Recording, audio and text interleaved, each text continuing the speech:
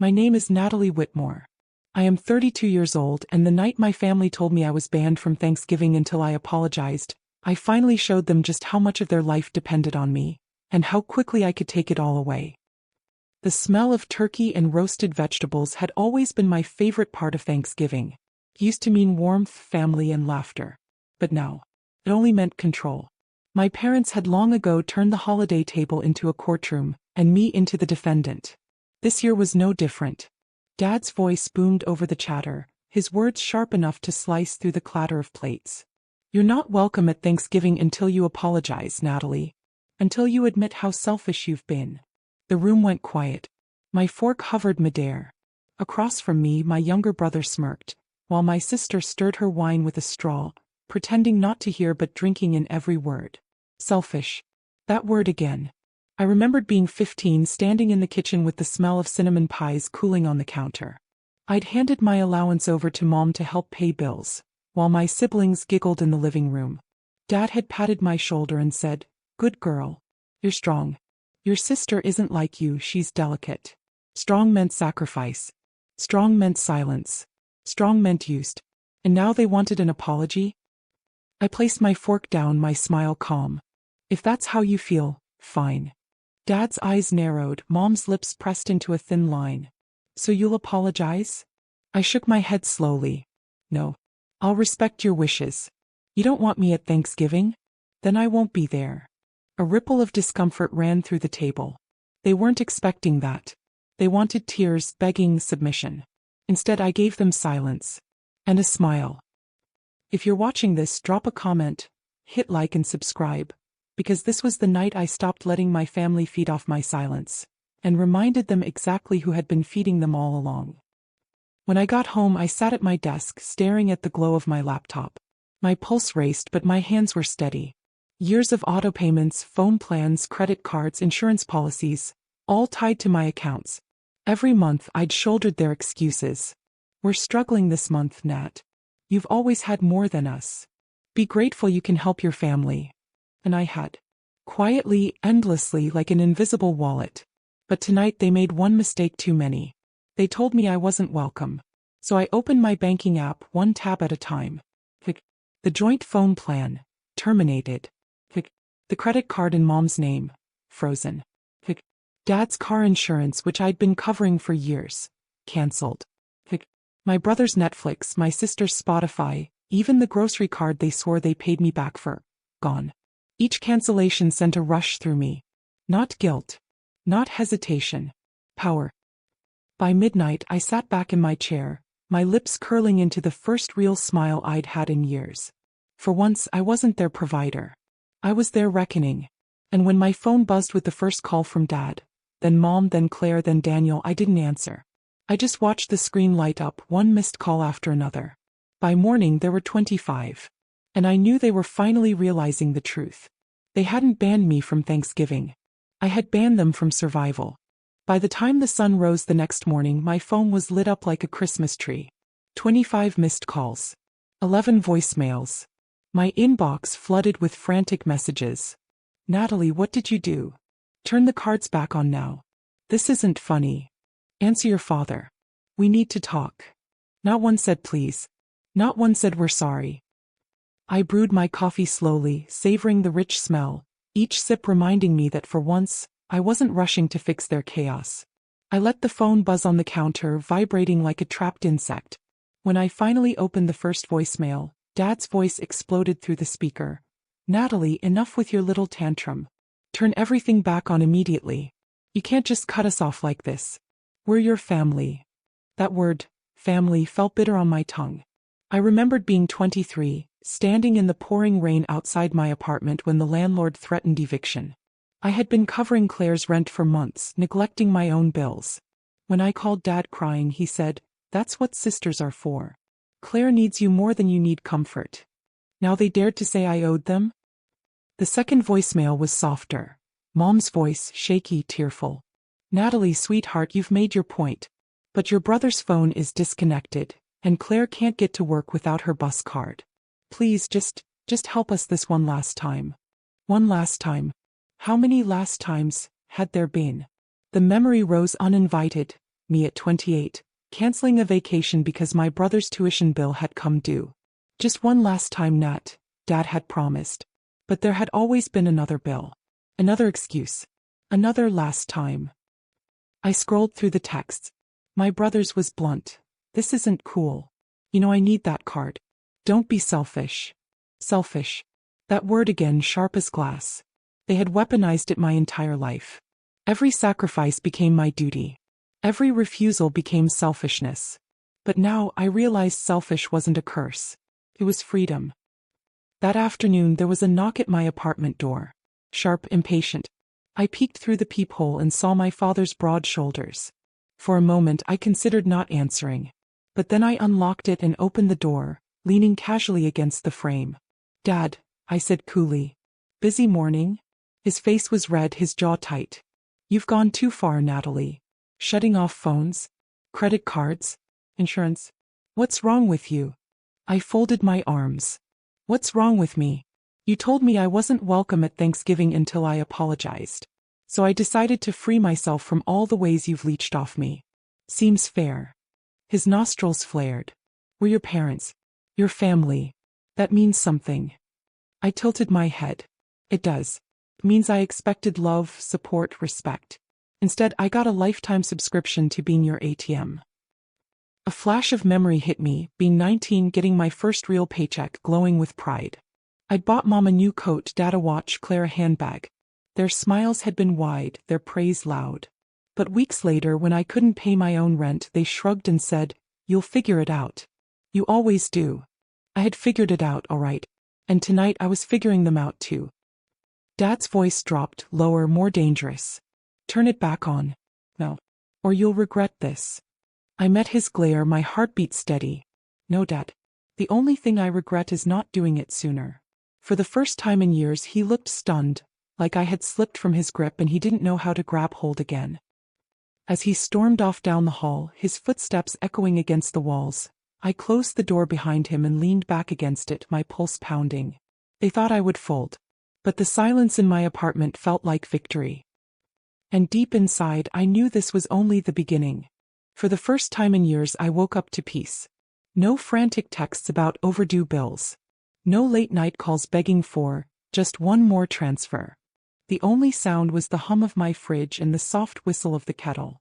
But peace never lasts long in families like mine. By mid-morning my email inbox was flooded.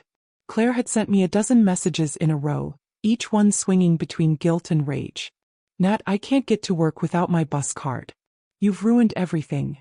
Please, I'll pay you back this time, I promise. Wow. Unbelievable. You're actually this selfish. Selfish. That word again, burning like acid. I remembered being 10 when Claire borrowed my favorite sweater, spilled grape juice all over it, and then cried until I apologized for being selfish enough to care. My parents had comforted her while I scrubbed the stain out alone. Even back then they had trained me to believe that standing up for myself was selfishness. But not anymore. That afternoon my phone buzzed with a call from Mom. Against my better judgment I answered. Her voice was trembling. Natalie, honey, you've made your point. We're struggling without you. Just, please turn the cards back on. We'll talk it through at Thanksgiving. I laughed bitterly. At Thanksgiving? The one I'm banned from until I apologize. Her silence stretched. Then softly, you know your father. He doesn't mean half the things he says. I closed my eyes, memories slamming into me. Dad shouting at me in the driveway when I refused to co-sign Claire's second car loan. You're heartless, Natalie. Your sister deserves better. Mom had stood beside him, wringing her hands, whispering, just give in, honey. It'll keep the peace. Peace. The peace they meant always came at my expense. Mom, I said firmly, do you hear yourself? You want me to keep paying for everything so Dad doesn't have to look in the mirror. You want me to stay quiet so Claire never grows up. But I'm done. I'm not apologizing. I'm not paying. Not anymore. Her breath hitched. You'll regret this. I hung up before she could say more. That night I sat on my couch with a glass of wine, scrolling through old bank statements. Every line was another memory of betrayal. Claire's rent, $1,200 a month for 3 years. Dad's credit card balance, $6,000 I'd paid off quietly. Mom's medical copays, utility bills, car insurance. Tens of thousands of dollars. I traced the numbers with my finger, the bitterness sharp in my throat. All those sacrifices, and still they called me selfish. I whispered to myself, not anymore. The next day I received a group text from Claire. The words were laced with venom. Congratulations, Nat. You've left your family high and dry. Don't bother showing your face here again. You're dead to us. The words should have cut deep. But instead I felt something else. Relief. Because if cutting them off made me dead to them, then I was finally free to live for myself. That evening, as I cooked dinner for myself, a simple pasta dish, the sauce simmering rich and fragrant, I thought about the years I had starved my own dreams to feed theirs. Vacations canceled. Hobbies abandoned. Relationships strained because I always put my family first. No more. For the first time I sat down at my small dining table, a single candle flickering beside my plate, and ate in peace. Alone. But as I twirled the pasta around my fork, a thought nagged at me. If they were this desperate after 24 hours, what would they do next? The answer came sooner than I thought. On the third day of silence there was a knock at my door. Not the polite kind, the pounding, desperate kind that rattles the frame. I peeked through the peephole. Claire. Her eyes were red, mascara smeared, her fists clenched. For a moment I considered not answering. But some part of me wanted to see what she'd say when she didn't have Mom or Dad to shield her. I opened the door, leaning casually against the frame. Well, look who remembered where I live. She pushed past me without waiting for an invitation, storming into my living room. What the hell, Natalie? You cut everything off. Do you know what that did to me? I crossed my arms. Yes. That was the point. She spun around, her voice shrill. I missed work because I couldn't load my bus card. My landlord's threatening eviction. My phone was cut off. I couldn't even call for help. You've ruined my life. Her words hit me with déjà vu. You ruined her life. I remembered being 26, working 2 jobs to cover my own rent while secretly wiring Claire money to keep her apartment. I remembered her posting vacation photos in Cancun a week later, while I ate ramen noodles in my tiny kitchen.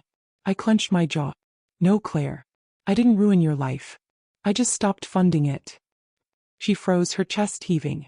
You don't understand. Dad promised you'd always help me. That's how it's supposed to be. There was the entitlement, raw and unfiltered. I stepped closer, my voice sharp. Supposed to be? You're 30 years old, Claire. When do you start helping yourself? Her lip trembled, but her anger pushed through. You're heartless. You've always thought you were better than me. Guess what? You're not. You're just bitter and alone. The words should have stung, but instead they made me laugh. A cold, humorless laugh that startled even her. Alone. I said softly. I'd rather be alone than chained to people who only show up when they need money.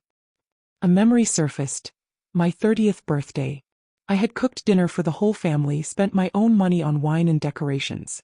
Claire arrived empty-handed, then whispered to me in the kitchen, "Can you cover my rent again? Just until next week." I had handed over the cash that night, and not one person had thanked me for the dinner. Not one. Now, standing in my living room, I felt that same ache. But this time I didn't reach for my wallet. Claire's shoulders slumped, her eyes darting around the room as if searching for an angle. Finally, she whispered, "What do you want from me? Do you want me to beg?" I shook my head slowly. "No. I want you to grow up. I want you to face what life looks like without me paying your way. And I want you to stop expecting me to apologize for choosing myself." Her face twisted, somewhere between fury and shame. She grabbed her bag, storming toward the door. "You'll regret this, Nat. You'll regret pushing your family away." I leaned against the wall, my voice steady. "No, Claire. The only regret I have is not doing it sooner." The door slammed behind her, the echo reverberating through my apartment. I exhaled, sinking onto the couch. My hands trembled, but it wasn't fear. It was adrenaline. Because for the first time in my life I hadn't bent. I hadn't caved. And the silence that followed felt like freedom. But deep down I knew Claire wasn't the final boss in this game. Dad was. And he wouldn't stop until he tried one last time to break me. I didn't have to wait long. 2 days after Claire stormed out, Dad showed up. He didn't knock politely. He banged on the door with the weight of someone who believed the world owed him obedience. When I opened it, he was already fuming, his jaw tight, his eyes blazing. "Natalie, we're done playing games." I stepped aside but didn't invite him in. He shoved his way through anyway, the smell of his aftershave filling my living room. "Sit," he barked, pointing at the couch like I was a child again. I didn't move. "Say what you came to say, Dad." He paced like a caged animal, his hands clenching into fists. "Do you have any idea what you've done? Your mother's stressed, Claire's falling apart. Your brother can't get by without the support you cut off. You've crippled this family." I laughed softly, bitterly. "No, Dad. I didn't cripple this family. I just stopped carrying it." His head snapped toward me. "Don't you dare get smart with me. You owe us." That word again. A memory stabbed through me. Me at 21, handing over the last of my paycheck to cover Mom's overdue credit card bill. Dad had smiled, kissed my forehead, and said, "That's what family does. You owe us for raising you right." Raising me right? Or raising me to be their bank? I straightened, my voice cold. "I don't owe you anything. I've paid your bills, covered Claire's rent, fed this family more than you'll ever admit. And you called me selfish." His face reddened, his voice booming. "Because you are. You think money makes you better than us? It doesn't. It makes you arrogant. Family isn't about money, Natalie." My laugh cut him off. "You're right. Family isn't about money. But you made it about money the second you decided my worth was tied to what I could give you. And when I finally said no, you called it betrayal." His footsteps echoed across the hardwood as he stepped closer, towering over me. For years that presence had silenced me. But tonight I didn't flinch. "You'll turn those payments back on," he ordered. "Today. Or you're finished with this family." I tilted my head, my smile sharp. "Finished with this family? Dad, you finished with me the moment you banned me from Thanksgiving. This," I gestured around the room at the peace, at the freedom, "isn't punishment. It's liberation." His glare faltered just for a second. I remembered being 14, standing in the driveway after he screamed at me for refusing to loan Claire my allowance. He had pointed at me red-faced and shouted, "You're selfish. Your sister deserves better than you." Tonight I finally gave that memory an answer. "No more," I whispered. His face hardened again. "If you walk away from this family, you'll regret it when you're alone." I stepped closer, my eyes locking on his. "I'd rather be alone than surrounded by people who only know how to take." The silence stretched, thick and suffocating. Then, without another word, he stormed toward the door, slamming it so hard the frame rattled. I stood there in the quiet, my pulse racing, my hands shaking. But instead of fear, I felt something else. Faith. They thought cutting me off from the family was punishment. But every step they took away from me was one step closer to the freedom I'd been too afraid to claim. And as the quiet filled the apartment again, I knew the final chapter of this story wasn't their threats. It was my revenge. The apartment was quiet after Dad slammed the door, but inside me there was no silence. My pulse thudded in my ears, my mind alive with clarity. For the first time I realized this wasn't just a standoff. It was a reckoning decades in the making. The next morning I opened my laptop and logged into every account I'd carried them on. Electricity, health insurance, subscriptions. Every one of them tied to me. 4 years I'd been their invisible backbone, their hidden safety net. One by one I hit cancel. The power accounts, gone. The Wi-Fi, shut down. The streaming services, terminated. Each confirmation email that pinged my inbox felt like a nail sealing the coffin of their dependency. By noon my phone was vibrating nonstop again. Voicemails stacked up. Mom's trembling voice. "Natalie, you're going too far. We can't live like this." Claire's sobs. "Please, I don't have anything left. I need you." Dad's rage. "You'll crawl back, and when you do, don't expect forgiveness." Forgiveness. The irony made me laugh out loud. They wanted me to ask forgiveness for finally saying no. A memory surged. A Thanksgiving 10 years ago. Dad carving the turkey, Claire sipping wine, Mom praising the family unity. Meanwhile, I slipped out the back door to wire money to cover Claire's rent, missing half the meal. Nobody noticed I was gone. Nobody thanked me. I thought then that if I gave enough, one day they'd see me. Now I knew they never would. That evening, I posted a short message online, private but visible to the family members and friends who had always believed Dad's stories about me. For years I've been told I was selfish. Here's the truth. I paid every credit card, every rent bill, every plan. When they banned me from Thanksgiving until I apologized, I cut it all off. 25 missed calls later, they finally understood. I attached screenshots, bank transfers, credit card statements, autopay receipts, proof. Within hours the responses came. Cousins I hadn't spoken to in years wrote, "I knew something was off. Good for you." Old friends commented, "You're stronger than they ever gave you credit for." And slowly the story shifted. No longer was I the selfish daughter.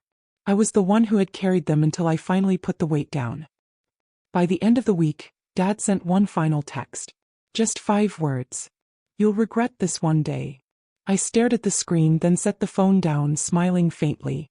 Because for the first time I didn't feel regret. I felt free. If you're watching this, have you ever faced betrayal? Share your story in the comments. And don't forget to subscribe. Because sometimes choosing yourself means being called selfish. And sometimes selfish is survival.